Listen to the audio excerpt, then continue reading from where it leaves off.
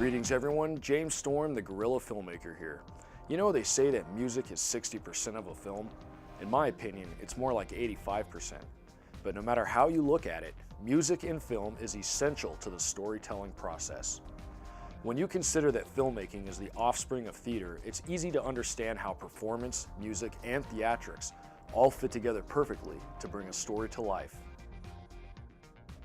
In the early days of our backyard movies, we knew and understood the vital importance of the musical score in film.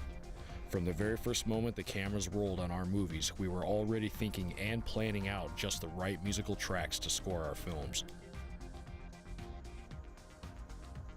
The best we could do is use an eclectic arrangement of tracks edited to fit the action and pace of the films.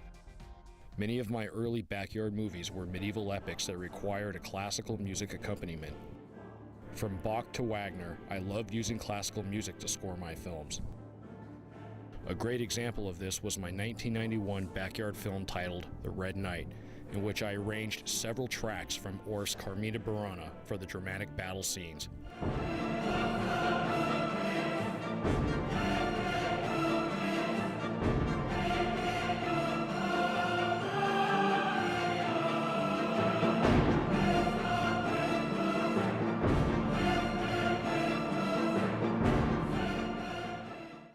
As our films progressed into professional productions, we knew it was time to create all new musical compositions to score our all-original films. Using a creative mix of live instruments, synthesizers, and digital loops, the team successfully created an all-original and outstanding score for a original feature film titled Mountain Survival. We got together and created this, basically the Mountain Survival theme song, which was a little guitar riff that I had been toying with at the time. Put down some crazy drum lines for this guitar lick that I had, and we tried to make it sound very like primal and adventurous.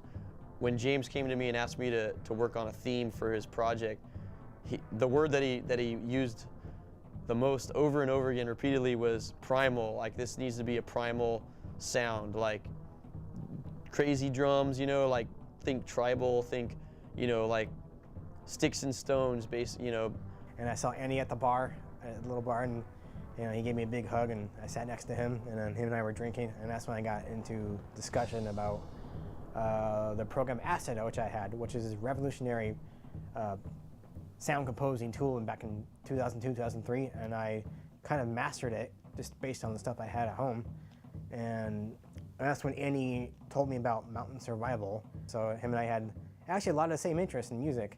So he was a big Tool fan, just like I was. He loved, you know, Jimi Hendrix. He was a hard rock guy, and he loved Sublime. You know, he loved Red Hot Chili Peppers and Rage Against the Machine. Him and I loved Rage Against the Machine together. And we scheduled a meeting to meet all three of us together, and we started scoring Mountain Survival. And then it turned out to be one of the greatest things we ever did together. And then you got the primal feel with Andy on the drums, the tom drums, using a lot of toms, you know, like ba-da-da-ba-da-ba. He's just going at it at the drums, and occasional crescendos on the cymbals. Nothing like a rock band would play. It's more of, you know, with the crescendos and the tom drums. It's something that you would hear like in classic orchestra or symphony. You know, it's different. It's definitely fitting for soundtrack.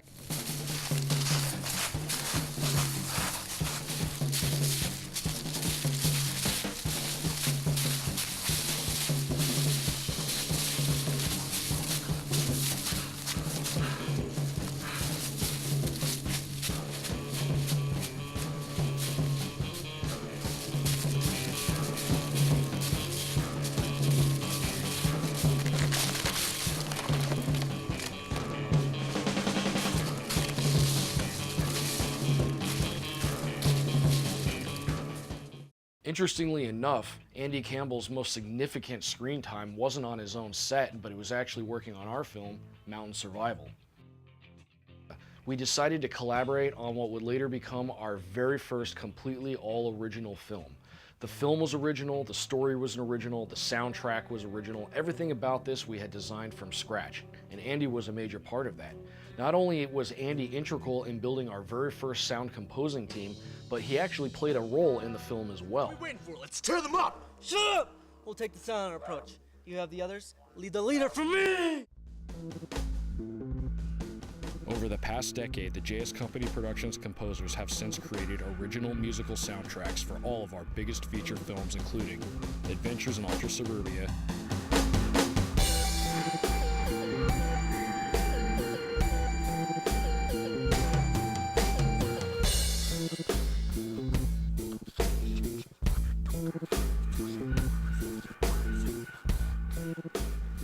As a lover of music, I knew that no inside look into the world of guerrilla filmmaking would be complete without a special glimpse into the film score process. To talk a little bit about music and film, I've invited down to the studio tonight my friend, musical composer, Michael Rindfleisch. My name is Michael Rindfleisch, and I'm a film score composer.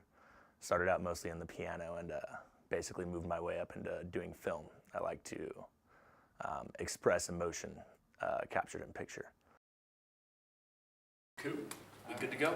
3, 2, 1, action. All right. Rachmaninoff. C sharp minor, take 1.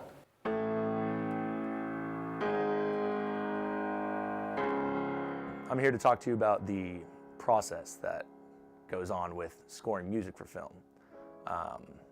I've noticed that the first thing I do is I will watch the film for places for silence for music. A lot of film scores, they just go right into it and they'll just throw music throughout the whole thing. But there's certain points of dialogue that is very important that does not require music. It kind of stands alone on its own. So I like to kind of approach it that way. Once I do that, then I will go ahead and understand my budget. Smaller production value, am I making a lot of money on this? Do I have a lot of resources? Think about writing out all my music, or am I doing this all by the computer, or am I going to be recording this myself? I kind of start my creative process always at the piano.